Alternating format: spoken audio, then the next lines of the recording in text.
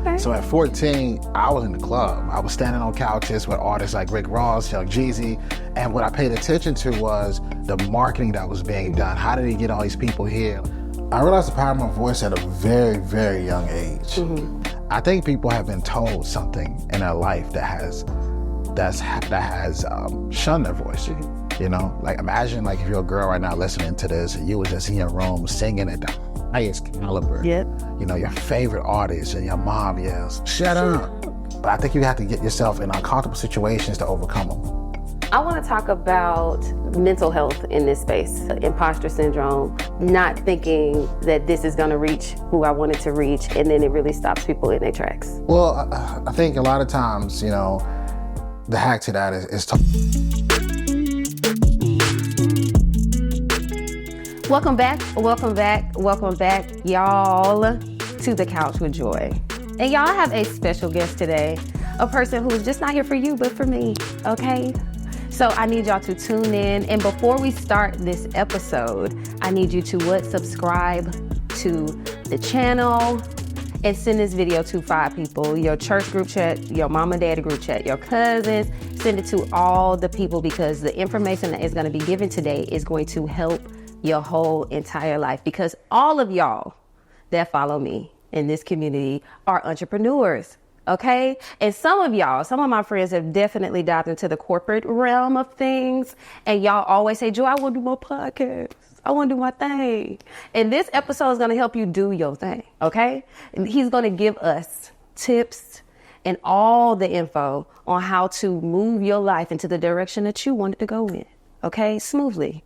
Okay, so I need y'all to do what? Subscribe to the channel, drop the green hearts in the chat so I know that you're watching, because y'all be watching and don't say nothing to me.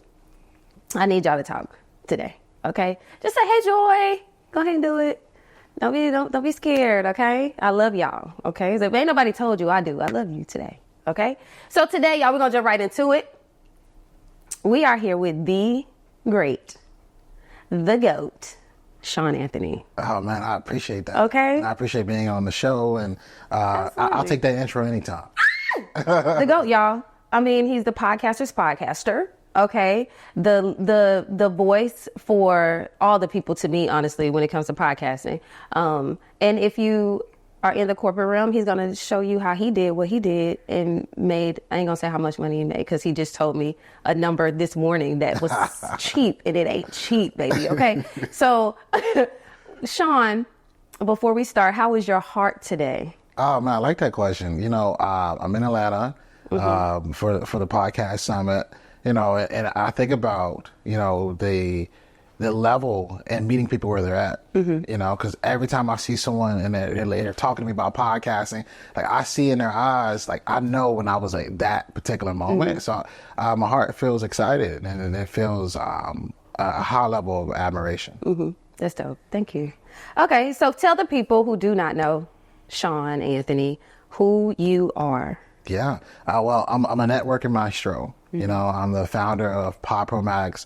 I created a show called Schools Over Now What in 2018, which became a 6-figure side hustle, and allowed for me to leave that corporate world where I was brand managing companies like Target, Macy's, and Belk, to now brand managing people and helping talent like reach new levels and go into different rooms that they never knew they could be in. That's dope.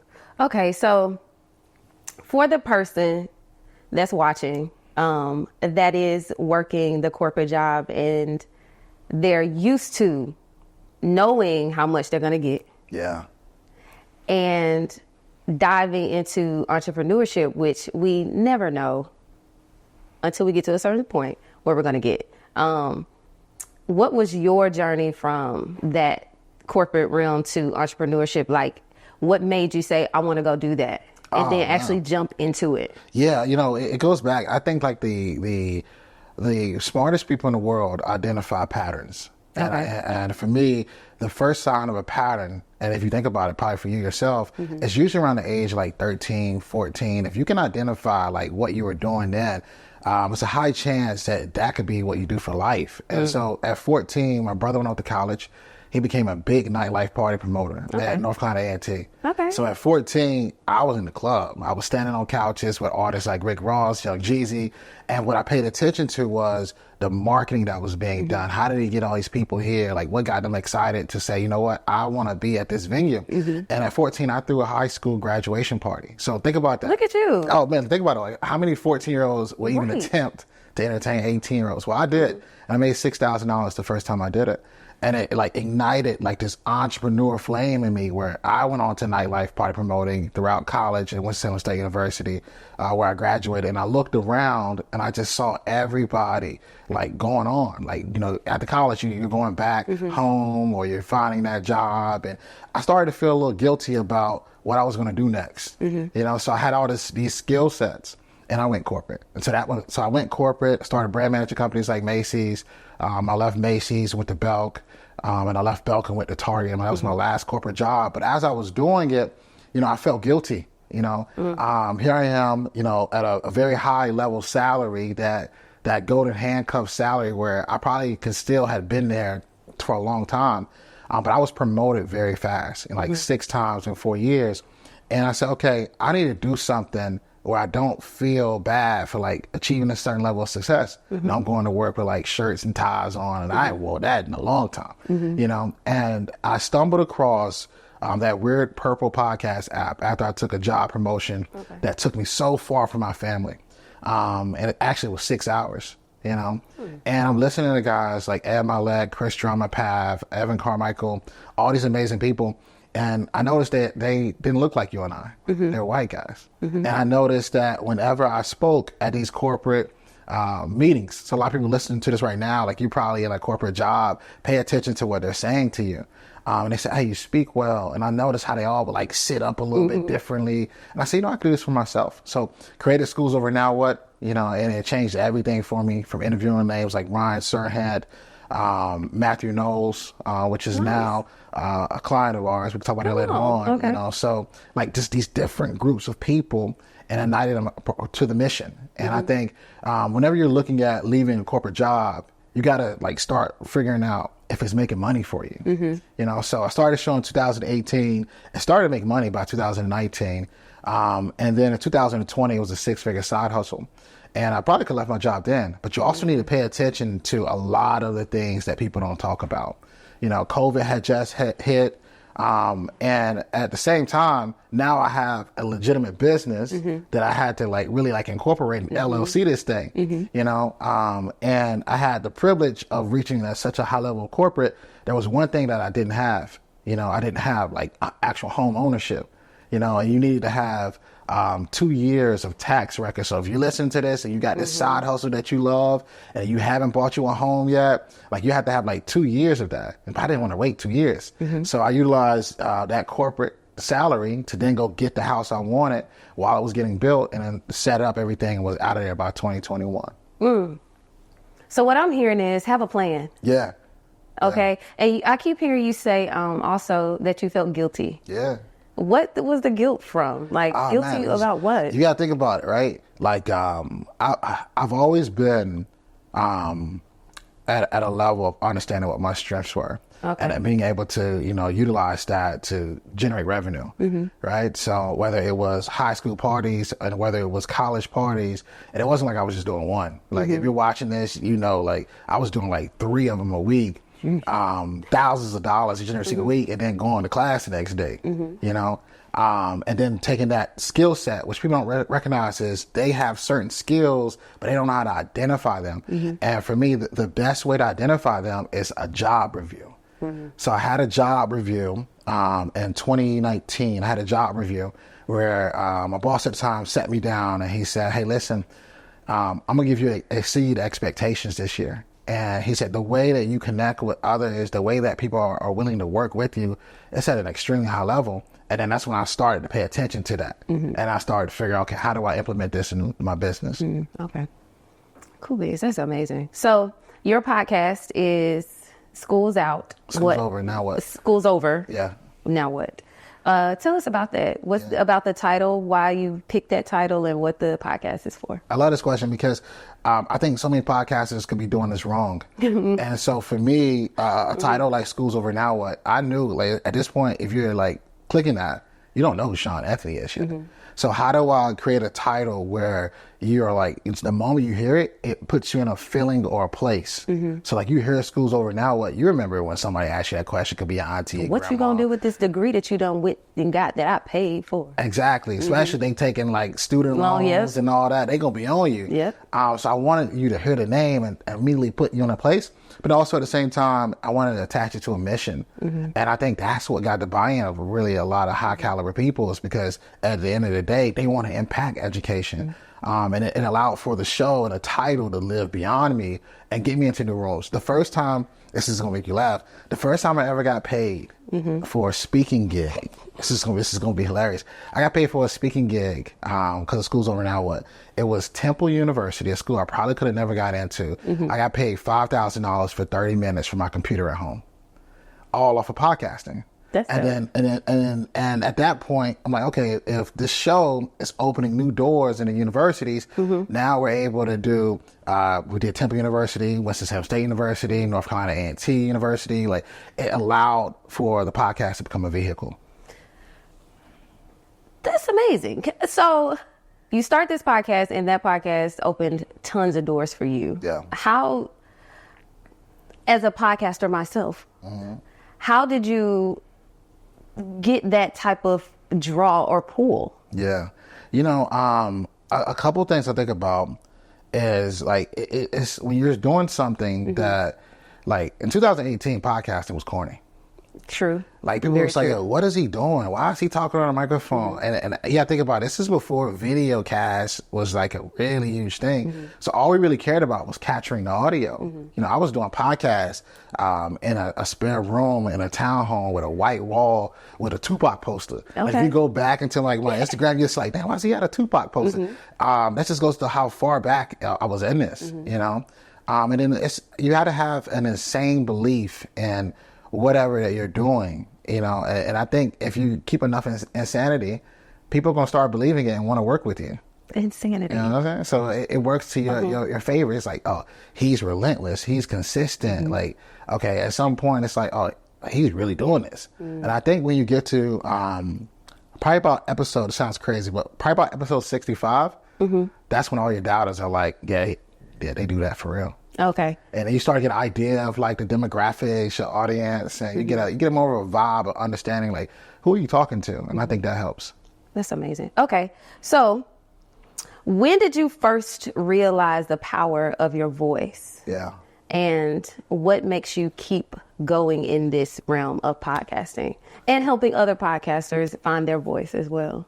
I think I realized the power of my voice at a very, very young age. A very, very young age.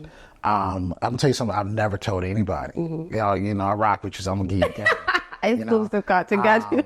When you're a kid, you're I think a lot of stuff is DNA traced, and I think when you're a kid, you don't have a choice on what you're doing.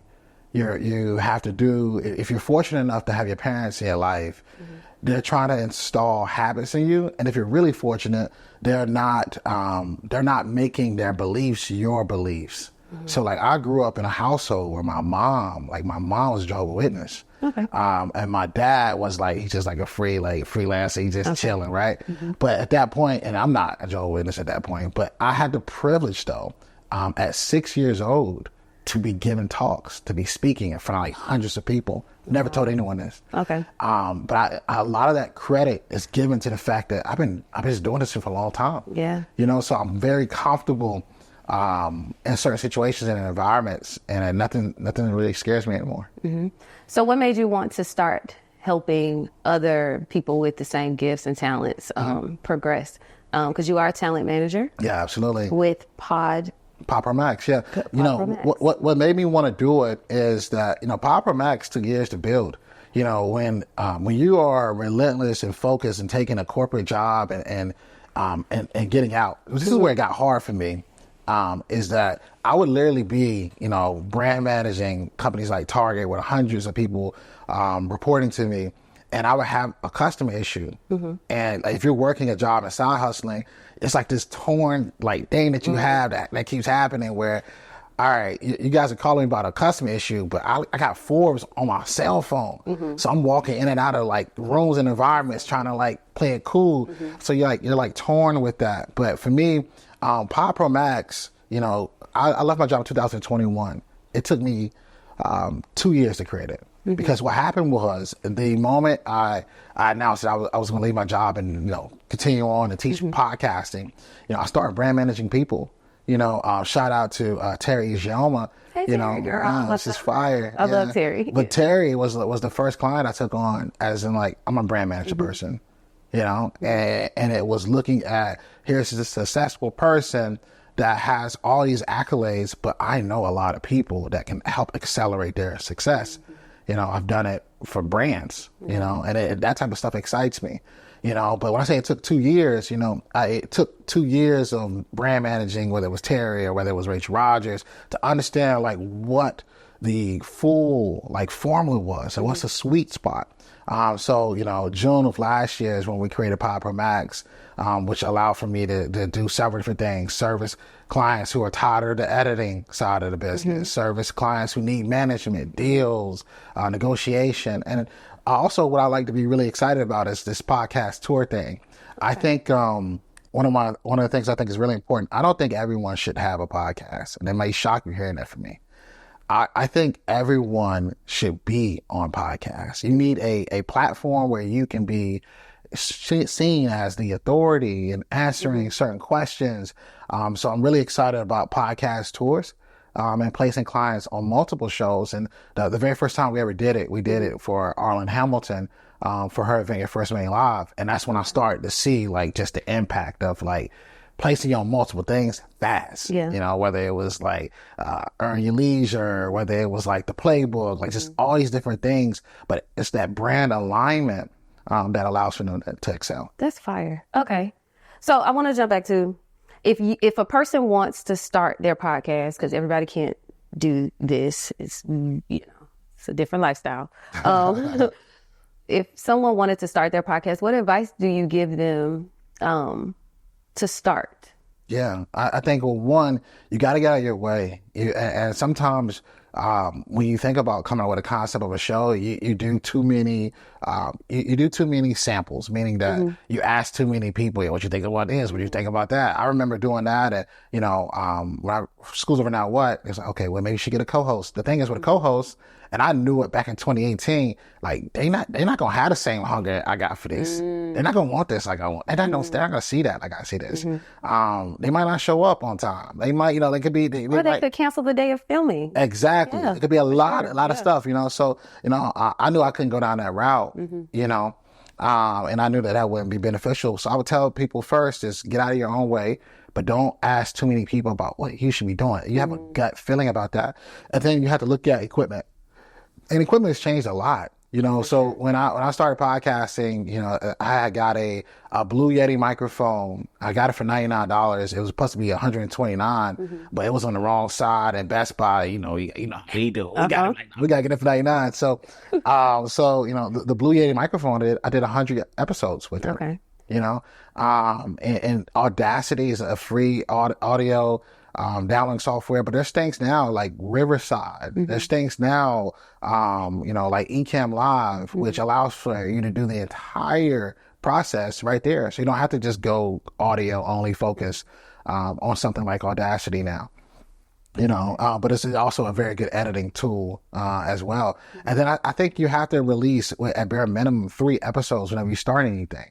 Yeah, I did 6. Oh, you won't play. We did 6, yeah. We were not playing. Oh, you're not playing. But you know what I found out is that, like, you know, people like to binge watch stuff, you know? Yeah. You know, whether it's Power or whether it's Ozark. And you have to follow those patterns and realize that when you have an audio audience, just give it to them.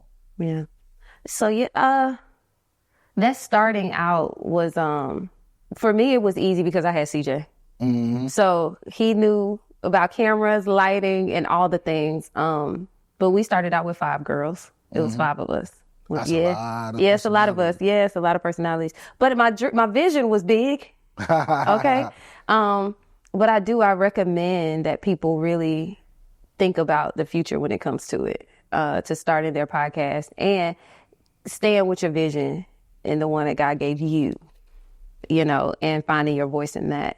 And know that it will be ups and downs in the journey, because you can put out those 65 episodes and then you could get all this attention, all this stuff, and then you still don't know what to do because we don't have brand managers or a team. It's just you doing it by yourself. So what advice can you give to people who have hit that, they started their podcast and they've hit that brink of now what? Yeah. I'm here. I think that person is in a unique spot. What we like to call it pod fade, where they get so into their head. This is probably the moment where they could stop. Where they could fade off and not knowing, they're not seeing the ROI, they're not seeing, what's next for them. I would say, what are you not doing at this point? And what I found out very commonly is that they aren't guests on shows. I think, that ability for people to see you in a place and know that you actually have another place, I like to call it like a virtual home where I can consume more information from you. That's a sweet spot, and then also you can look at concepts, it might be time to introduce like a new series to the show, or try something a little bit different. At 65 episodes, you now could probably, you've probably done something where you've accumulated some type of email list. So meaning that there is a lead magnet that you've offered to your audience. I turned podcasting to a 6-figure side hustle, and I didn't take no ad money. I didn't have no sponsor. I was my own sponsor. So I talked about, ways that, you could learn how to do podcasting, download this free ebook. This is how I could coach you. This is how, I offer these different type of, things I'm offering. And I think that could be, having a list or having something like that. I think you could now ask for a survey, and then maybe in that survey results, you find out that, that the average listener of your show has a medium income, a lot higher than you expected. And you can ask certain questions about things they like and certain questions about things they eat. And now you got all this data and these demographics that you can now go to brands, and you can either go the way where you go to large brands, or either, even more strategic is that you go to smaller brands that have the same beliefs and values of those brands that can see that, you got all this information, and that could be a smart move for them. It can be, it could be a mom and pop shop. It could be a local coffee shop. Like, you got to get some money in to really see that, okay, I can do this, or I can do that. But I do think at some point you can't represent yourself. You know what I'm saying? And at some point it's just a different aura. So we should just be on PodProMax, sign up, let you manage us, and then you'll get us around the world. Yeah. I mean, is that how we do it? Yeah, you could do that. You can do that. I think, but I think there's levels to it too, though. Everyone doesn't need to everyone doesn't always need to go maximum high level very fast, because they might not be prepared for that. For sure. The worst thing that can happen, I've seen it happen, I've seen the worst and the best. The worst thing that can happen is that you get too much exposure really quick, and you're like trying to catch up. Yeah. Or you don't have the right inventory to fulfill what you just put out there, But then the good side of it is you could be well prepared. You can have the infrastructure to receive, and that can go from anything from digital to product placement, things like that. Okay, cool. Hope you're writing these things down, y'all, because I'm writing them down right here. You're giving us a whole lot of great information. I want to talk about getting on other people's podcasts. What is a way that a person could do that? Is it just like reaching out, emails, or do you wait on them to call you? Well, you wait on them to call you. It ain't happening. You're gonna have to make a lot of noise in that aspect. I think genuinely understanding a show, and genuinely understanding what's important to the host, and understanding what value could you bring there is important to highlight. And I think it's also important to highlight, especially if you're doing some type of cold outreach or of any sort, something that you've watched and paid attention to and enjoyed. I get pitched all the time for my show, and there's very few of them that I actually would read, but the ones that I would read, I'm like, I want to rock with them. I think it goes into the aspect of them paying attention to what I'm doing. Okay.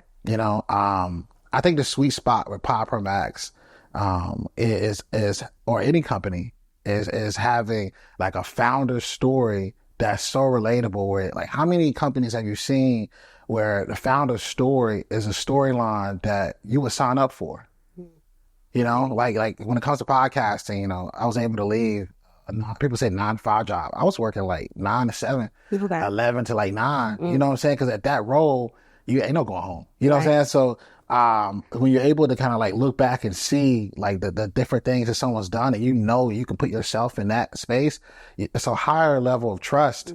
You know, it's a different type of ask. And if you do your own research, you should always do your own research on anything you get, especially a pitch. And if they are who they say they are, the chances are extremely high. Okay. This is a matter of capturing attention, highlighting like your strengths, your value points, and paying attention to what they're doing well. Will do. For sure. Okay. I want to talk about mental health in this space. What do you feel like is one of the biggest struggles with podcasters in the imposter syndrome, not thinking that this is going to reach who I wanted to reach, and then it really stops people in their tracks? How do you feel about that? Well, I think a lot of times, you know, the hack to that is talking to one person, right? You know, when I was podcasting, the first time I traveled somewhere in an interview with somebody face to face, it was a good friend of mine. He had the #1 song in the world of 2007. This Is Why I'm Hot. It was Mims. Okay. And I remember, you know, traveling there, and I remember like all these feelings I was feeling. Right? Here I am with the Blue Yeti microphone. First time interviewing somebody like that. Imagine someone doing this now, right? And just putting it in the middle of a table in New York in Times Square in like a hotel lobby. Right? First time ever meeting the guy. I think there's a lot of things you mentally will tell yourself of why you aren't doing things. But I think you have to get yourself in uncomfortable situations to overcome them. You know, like there's no turning back. You know, there's no turning back at this point. You have to go through with it. And I think a lot of the comparison is really killing everyone. You know, we see like the highlight reels of what someone else is doing, and we start questioning our cameras, and we forget the most important thing is the message. Yeah. You know, there's 3 different types of podcast listeners. There's a podcast that does extremely well on audio. They can care less about video. Right. They're listening to you while they're driving in their pajamas. Yeah, or they're at the gym with you. You know what I'm saying? And so Schools Over Now has a very strong audio listenership because we've been in that space for so long. Then there's a podcaster who performs very well on YouTube. They're entertaining. They got the charisma. They might have the conversations that like, you know, kind of like, wow. And then there's a podcaster who is both. They're good on video and they're good on audio, you know. I think you have to understand which one are you, you know, and really hone in on that and talk to one person, and then you'll start overcoming a lot of the things you've probably been telling yourself. And sometimes you got to stop watching everybody. Some of the best shows, are the shows with the least amount of views. And I'll tell you why some of the best shows are the shows with least amount of views. Because they are giving you the game. They're trying their hardest to get noticed, and they're just telling you everything they got because they got more to give. Yeah. You know, and I think if you can catch up on that, you really, really start winning. That's dope. Y'all hear this? Telling you here to go. Okay. People are watching and they're like, so when I start my podcast, I got a nice following. I got 1,000 subscribers. We're going to start there. We got 1,000 subscribers, Shawn. Is this going to make me any money because I've quit my job? Now, how am I going to make this my career and how can it make a living for me? Yeah, well, first, don't quit your job. You ain't got to making no money from it. Like, numbers can be numerical, right? I've seen people with a small group of 30 people, and I've seen that be more money than 1,000 people. You know, because that small group of 30 people are like so committed. They like paying a mastermind, they doing whatever, you know, and that's a really unique audience. And I think you should not be looking at that. I think what you should probably pay attention to is, you know, where am I seeing opportunity of money coming in that I'm noticing it's a pattern, I think everything's pattern trace. So like whether it's Patreon and you started a community on Patreon to go behind the scenes with Joy on how she prepares for interviews, or you pay attention, it might be the little things. You might have sent a survey out and you understand that people noticed and liked the flowers that you got right here, right? And they're like, oh, how do I become a partner with them? And they're on every episode, so like looking at things, you gotta have to have revenue coming in and don't follow that particular number. And I think a lot of power still goes to that email list because you're nurturing people. Yeah. One of my good friends, Amy Porterfield, she's fire. And we had Amy out in Nashville with Anthony O'Neill and Terry Jean a couple years ago. And Amy's whole thought process is like, I'm going out the email list. You know what I'm saying? Because at the end of the day, the algorithm only is going to show you to a certain amount of people. And whoever your people are, you got to find them and you got to nurture them, because there are more people like that who are going to be at a cookout and be like, hey, did you listen to the episode? Or, hey, I really like this. Let me tell you about what I've been learning. And I think that's how you really spread a micro audience to a much larger scale. That's hitting me, because I also hit like that fade point in my podcast for sure. But every time I go out in public, it's always somebody that goes, hey, are you Joy? And I just be like, it's almost like God is saying, see, you're reaching. You just don't really see who you're reaching. And sometimes as a podcaster, we don't really know the ins and outs, especially if we don't have a team that says, okay, so, hey, this is what's happening on this end, or you got a YouTube expert. So, hey, this is what's happening on this end. And as a person who just started a podcast and we're learning everything as I go, what do you say to the person that doesn't have the team to help them know the ins and outs and know what the views are, know what algorithm is, know what the what you call demographics, all those things. How does a person dig deep and be the team for themselves? Yeah, I think you have to maximize your time and theme your days. A former CEO of Twitter said that, like, as far as like theme your days. And I remember when I heard he was doing that. Obviously, so the company, but when I heard he was doing that, I started doing that in corporate. And so a lot of people are in jobs right now, and they underestimating what they're learning. And so if you apply like some of the things that you're seeing that your job is doing that performs well, and to like your own business, that's when you start seeing the strides. Like you're just paying attention to it a lot more. Like you're developing a skill set, right? So I give you an example. I activated a brand launch one time for Target where we brought in a different brand. I'm not going to say the brand because they ain't cut me a check. Got it. Right. So that's one thing I learned from you too. They ain't cut no check. No. And they cut me a check. But I activated a brand in Target. And a lot of times I paid attention to why did it have to be, centered a certain way? Or why does this sticker have to look like that? This attention to detail. And people aren't doing that with their own business. Like it could be as simple as, paying attention to maybe this logo is covering up like the actual words for someone that's not able to listen to it and they're reading it. It could be simply as moving the visual presentation, looking and trying to see, how do I get like just a little bit better, a little bit better what I'm doing. It could be, okay, the microphone isn't sounding that great. Oh, it's because I'm not holding it a certain way. It's not positioned in the right way. So you have to pay attention and ask yourself. I'm taking a question I've been asking myself. Like, yo, would I listen to this? You know what I'm saying? Like, would I listen to this? Am I just doing this just to, complete? Or like, would I listen to this? And a lot of times I realize what I listen to would actually work. You know what I'm saying? And it's just casual conversations. It's being chill. It's like really like being there with a person, and whatever their level they're at. Got it. Okay. Why do you think it's often challenging for individuals to amplify their voice when they're starting this journey? And how important is it for them to amplify it? That's a crazy good question, because at the end of the day, I'm a real like studier. I can't be good at relationships, networking, connections if I'm not trying to get better. I'm trying all the time. I think people have been told something in their life that has shunned their voice. Like imagine like if you're a girl right now listening to this and you was just in your room singing at the highest caliber. Yep. Your favorite artist, and your mom yells, "Shut up." And they do it, that's the black mom thing. Exactly. Girl, be quiet. Exactly. And then that girl grows up and never sings again. Yep. And in reality, that girl had been trained and like her voice and understood, or even if she got on the praise team or something, like she could turn up, you know what I'm saying? Like she could be something, but she never did it again. And so I think a lot of it is psychological, like psychological in the aspect of you've been told that your voice didn't matter, or you've been told, shh, or you've been told be quiet. You're doing too much. Stop it. Yeah, or calm down, And when in reality, you've been around the wrong people. And those people have saw something in you that they used to have, like a spark, and they cut it out.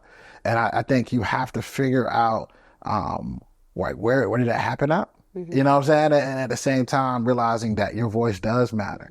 Because, as much as, we're talking today, somebody right now is vibing with you more than me because of how you're talking, right? And we have to recognize that and kind of lean upon that, because there's only a certain group of people that will rock with just you because of you, And I think we're all kind of stuck in like social media and thinking that this person is the go-to person for this topic. Yeah. When in reality, it's a lot of people who are better and haven't been discovered yet. Yep. Oh, wow. And I think I always say the same thing. We always have to go back to where our voice got silenced. Because some of us, honestly, will move on in life numb and forget where it got silenced. And going back to the hurt, going back to that pain, going back to that moment, you go, oh, no, let me get my voice back. Because like you said, childhood. Yeah. My dad's a pastor, so I grew up in church, and I've always been in the forefront singing and doing all the things. So we learn all those skills, but in church, they's like, the women, you're seen and not heard. So that becomes your life, literally. And you said you pick up that personality as a child, and then as an adult, it's hard to come out of being quiet and start talking and start using your voice and knowing that is valuable. So my advice to the woman out there, the man that's out there that's been silenced, y'all start speaking up. Yeah. Start speaking up, find your voice, know that it's valid, know that it's real, know that it's needed, and be in your lane, stay in your lane. Don't do nothing else that you see it because you like it. Stay where God has you. Yeah. There's a book called The Four Agreements. And before the book even starts, and the agreements are, I read it every quarter, whereas be impeccable with your word. Don't assume anything. Don't have any idea of that. Always do your best. Like don't take anything personal. Like these are like the four agreements.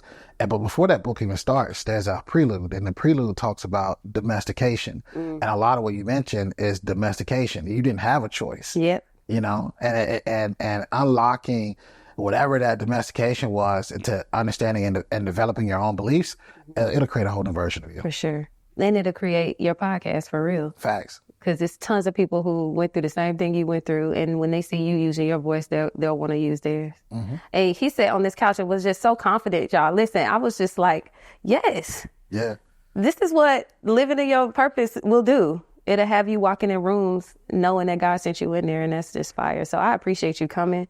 Can you give the people something to chew on and live by right in your camera? Yeah, absolutely. That they could just, keep for themselves. Absolutely. Life is about connections. You're one connection away from whatever it is that you're doing. Like you aren't shaking enough hands, you aren't telling enough people good job, or even in putting yourself in that environment. And what I'm challenging you to do right now is to start doing that. I utilize my voice. I was in a small country town in North Carolina in a living room where you can hear a pin drop in a microphone. And I think what makes that so special is I didn't allow for that environment to be my final destination. So get out there, make connections, meet new people, and put yourself in the places you should be.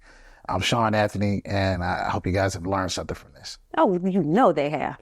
Yeah, we sure did, for real. So how can the people find you and tell them about your podcast and a little bit more about PodProMax? Yeah, absolutely. Well, people can find, I'm on all platforms at Shawn R. Anthony _ You can find me everywhere that way.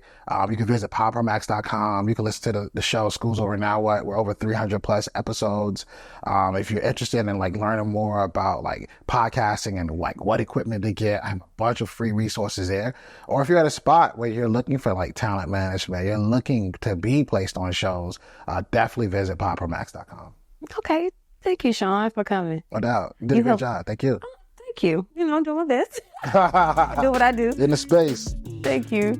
Okay, y'all. So y'all already know. Thank y'all for tuning in. I know that you learned something. Make sure y'all put it in the comments. Tell Shawn thank you. Say how it helped you. And next time, we still gonna be dropping the same love right here on the couch. And remember, no matter what you do, no matter where you go, no matter where you grow, honey, there's always room for you right here on the couch.